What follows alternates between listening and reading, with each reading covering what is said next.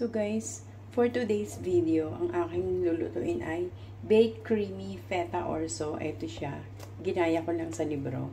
So, ang ating mga kailangan is itong risoni. And then, ang ating cherry tomato, basil, tsaka vegetable stocks, dried oregano, kosher salt, black pepper, extra virgin olive oil. Iro-roast natin ang tomato. And then, sa creamy orzo naman, kailangan natin ng 2 cups ng orzo, vegetable broth, boiling water, kosher salt, feta cheese, and yung basil leaves for garnishing naman. So, tapos, nagpainit lang ako ng oven sa 200°C para sa pag-roast ng ating cherry tomato. So, umpisahan na natin, guys.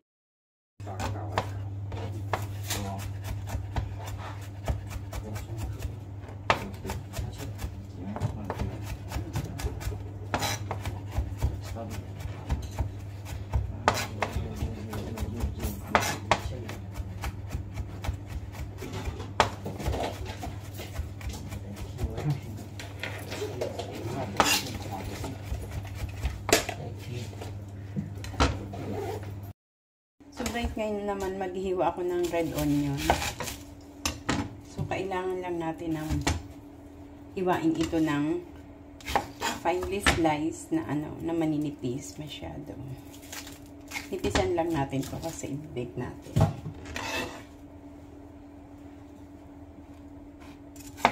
Ganyan lang, slice siya na manipis.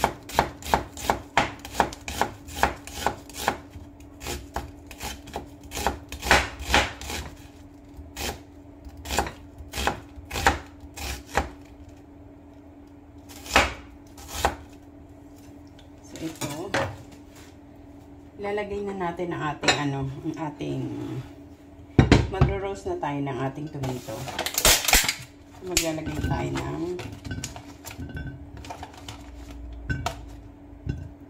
piliin natin yung mga maliliit lang kasi malalaki na yan.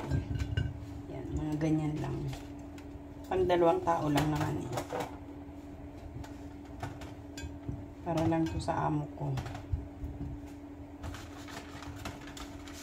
Yan, okay na yan. Tapos lalagyan natin ng sibuyas.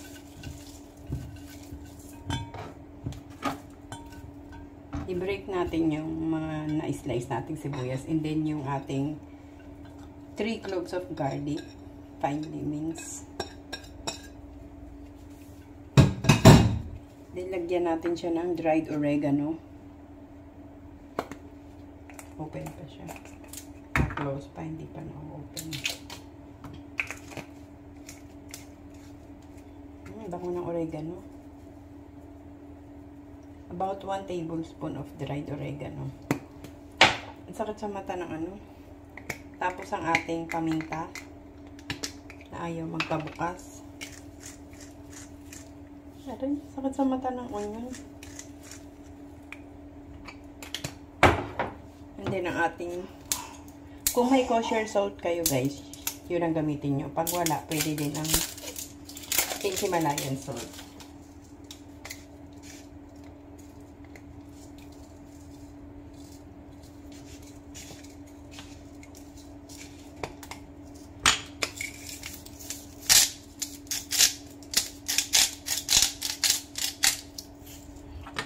Okay yan.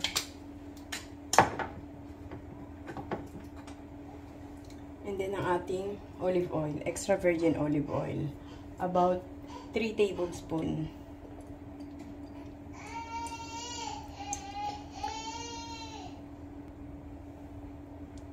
Yan. Tapos haluin lang natin. Then i-roast na natin siya. I-roast natin tong cherry tomato guys for 25 minutes. So, ayan na, mainit na yung ating oven. Nasa 200 degree na siya. Lagay na natin itong ating cherry tomato. And then, bake natin. Roast natin for 25 minutes. Roast siya, roast. Hayaan lang natin maluto siya ng 25.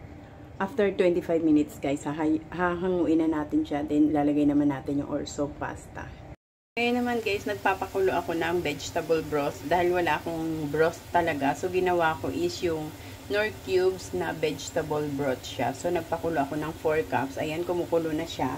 And, papatayin ko na. Papatayin ko na yung apoy kasi okay na tong broth na to. So, i-off ko lang. Ayan, off na siya. And then, gagawin naman natin yung orzo pasta. So guys, after 25 minutes, roast na yung ating cherry tomato. So hahanguin na natin siya. And then ilalagay na natin yung orzo pasta. So ito na guys yung ating na roast na cherry tomato. Ngayon ilalagay na natin tong orzo pasta. So spread lang natin yung orzo pasta.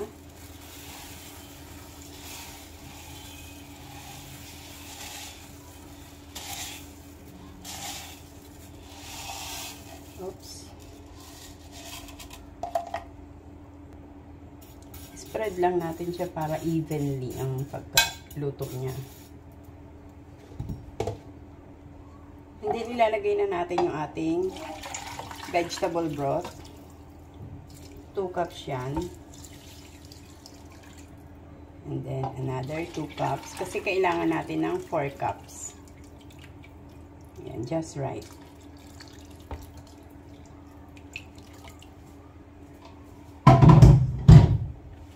Then, haluin natin.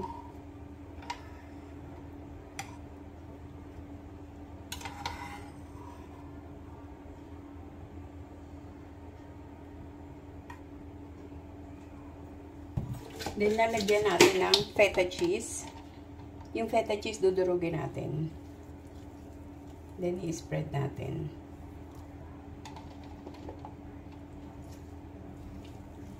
Hindi natin uubusin tong feta cheese, guys. Kasi, pag na-reduce na yung liquid, ilalagay din natin to sa before serving para serve as, garnish natin.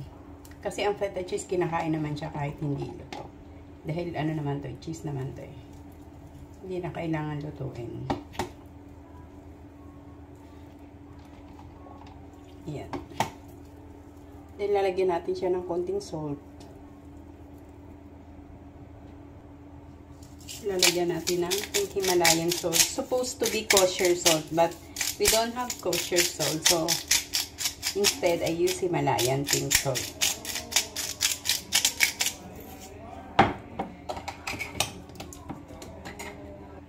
Then, ibabalik na natin siya guys sa oven. Then, lulutuin natin siya hanggang sa lumambot yung ating orzo pasta. Check lang natin kung siguro mga 10 minutes lang to. 20 minutes, rather, 20 minutes. So, ayun na guys, yung ating baking dish, inilagay ko na. So, ibibake lang natin siya for 20 minutes. And then, pag 20 minutes, hahanguin natin. Then, i-check natin if luto na yung pasta. Hanguin ko na yung, yung binake natin na orzo salad. Kasi, medyo konti na lang sabaw niya. Ngayon, imimix ko siya para pantay yung pagkakaluto ng pasta. So, ito guys, hinango ko siya kasi hahaluin ko para maging equal yung pagkakaluto ng, ng pasta. Hindi pa siya luto. Pag na-reduce na yung tubig niya, yung liquid niya, lalagyan ko pa siya ng kaunting tubig. Kasi matigas pa yung orzo.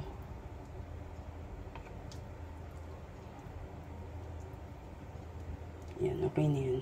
Ngayon, ibabalik natin ulit sa oven.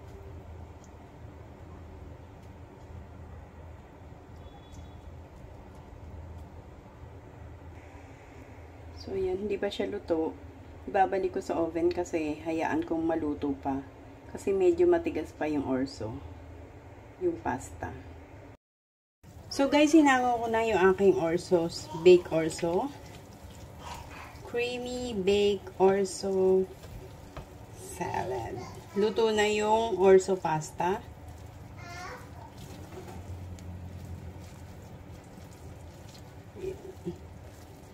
Ngayon, hayaan ko lang muna siya dito sa labas. Tapos mamaya, bago mag-dinner, ilalagay ko yung basil as garnish.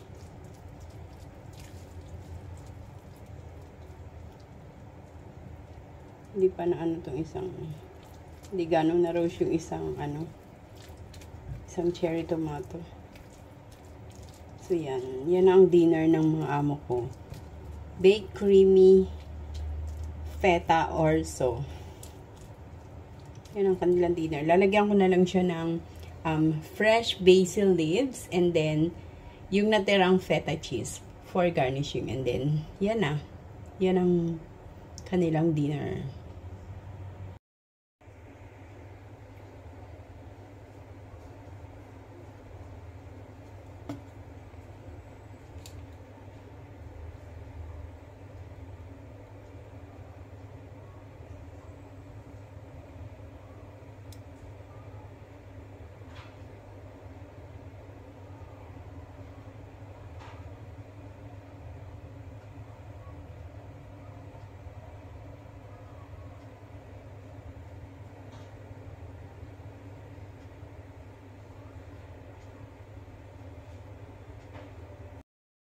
Sabihin na natin yung ating basil.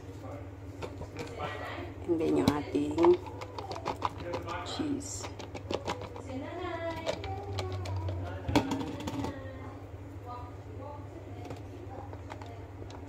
So, yan ang ating creamy baked orzo salad.